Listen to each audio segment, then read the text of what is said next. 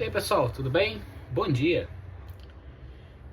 Eu não sei quando você vai ver esse e-mail, mas hoje é dia 13 de junho e ontem foi dia dos namorados. Eu achei um momento bacana para falar de um tema legal, né? Falar sobre intimidade.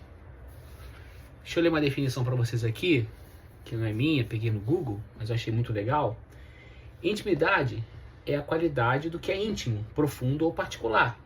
Refere-se à proximidade e ao vínculo estreito entre pessoas, onde há abertura, confiança e o compartilhamento de sentimentos, segredos e experiências que não são expostas publicamente. Intimidade, compartilhamento, segurança é uma relação entre pessoas. E isso é muito legal. Você ter pessoas que são íntimas a você, isso é extraordinário, porque isso faz parte da nossa natureza, né? Criar vínculo com pessoas, criar intimidade com pessoas não é difícil, né? Você se apaixona por alguém ou você tem uma relação que é de pai e filho e isso cresce na medida do tempo, né? Só que toda relação, assim como toda intimidade, ela vem de uma relação. Ela cresce com o tempo, ela é nutrida com o tempo. E a gente tem uma facilidade de enxergar isso no humano, entre pessoas, mas a gente tem dificuldade de enxergar isso quando a gente fala da nossa intimidade com Deus. E aí vamos caminhar para isso, porque a gente vai ver que existe a mesma construção que você tem que ter entre pessoas, você tem que ter também com Deus, para você criar o mesmo nível de relacionamento. Vamos ler em Mateus 6, versículo 6.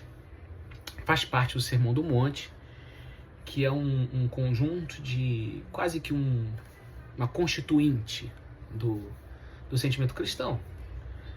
Mas quando você orar, vá para o seu quarto, feche a porta e ora a seu pai que está em secreto. Então seu pai que vê em secreto o recompensará. A gente tem uma facilidade muito grande de enxergar Jesus como na cruz, como o Cordeiro perfeito. Isso é como a gente sempre enxerga, alguém que veio para remir nossos pecados, ele veio para salvar o mundo, ele é o caminho, a verdade e a vida. Mas tem algumas outras coisas também. Um dos atributos de Jesus é que ele é Deus, né? Ele é Deus encarnado. Ele veio sim para nos salvar.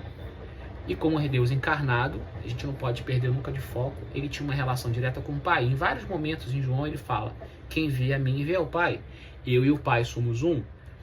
Ele está aqui desde o princípio, ele é o alfa e o ômega, o princípio e fim. Então Jesus sempre esteve, mesmo antes de encarnar, mesmo antes de nascer, porque ele é Deus. Então, nesse sentido, ele tinha já conhecimento de todas as coisas que ele faria, que ele passaria e que ele haveria de ver. Mas ele também não veio só para salvar.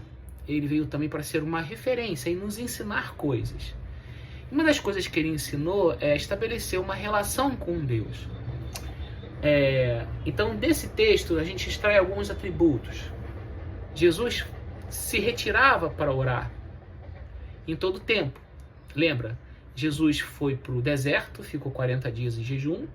No Getsemane ele se retirou 3 vezes para orar, foi quando ele falou assim, Pai, aparta de mim esse cálice se for possível.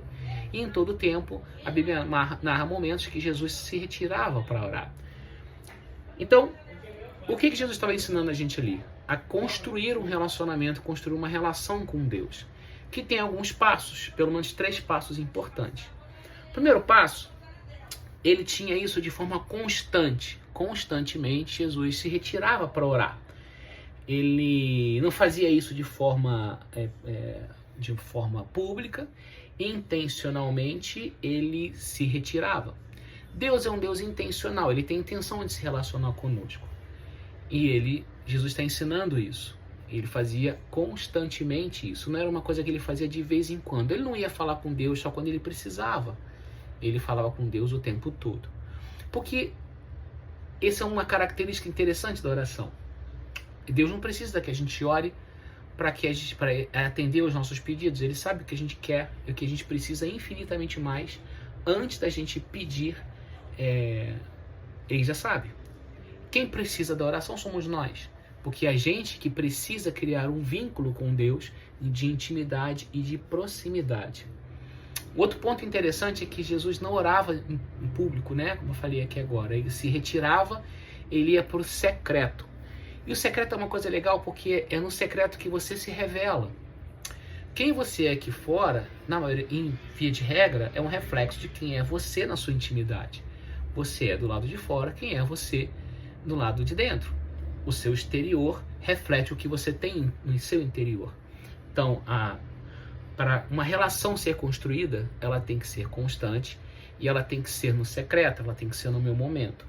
Você não estabelece uma relação íntima com a sua esposa, com o namorado, com o filho, no meio da multidão. Você estabelece isso na sua casa, no seu lar, na sua convivência diária. É ali que a construção da confiança ela acontece. E ela é uma busca de todas as partes. Deus já fez o primeiro passo dele. E outro ponto curioso disso, né? É constante, no secreto, e ela tem que ser permanente. Eu estabeleci minha confiança, eu estabeleci minha intimidade com Deus, eu estabeleci um momento onde eu vou para o meu secreto, oro, falo com Deus, mas eu tenho que permanecer nisso. De vez em quando, Deus não fala. Deus fala conosco o tempo todo de forma transformadora. A intimidade com Deus não é um privilégio de poucos. Deus, como eu falei, é intencional. Ele tem a intenção de se relacionar com todos nós. E a todos nós é dado o acesso ao Pai. A gente precisa buscar. Se eu busco de forma constante, se eu permaneço nisso, no meu secreto, e eu, no meu tempo, eu separo ele para me dedicar a ouvir a voz de Deus, eu vou estabelecer essa relação. E quanto mais essa relação se estabelece, mais eu sou transformado por Deus. Quanto mais contato eu tenho com Ele, quanto mais íntimo eu sou da palavra, quanto mais íntimo eu sou de Deus, mais eu vou me transformar nele. Mais eu vou me transformar... mais eu vou me transformar em algo que Ele quer que eu seja. Isso é legal. A intimidade com Deus não é um privilégio para poucos. Ele é um privilégio para todos nós. Deus deu esse acesso a todos nós. Ele não é um Deus distante. Ele não é um Deus ausente. Ele não é um pai que vê de vez em quando. Ele é um pai que olha para a gente o tempo todo. E ele é um pai que já deu o primeiro passo de se relacionar conosco. Agora, a gente tem que buscar essa intimidade com Deus. Faça isso. Separe um tempo. Fala com Deus. Não necessariamente colocando as suas súplicas, porque Ele já conhece, mas fala, porque seu coração está cheio de angústia, ou seja lá o que for. Separa um tempo, vai para a palavra, leia a Bíblia e ouve a voz dele. Essa relação vai ser construída pouco a pouco.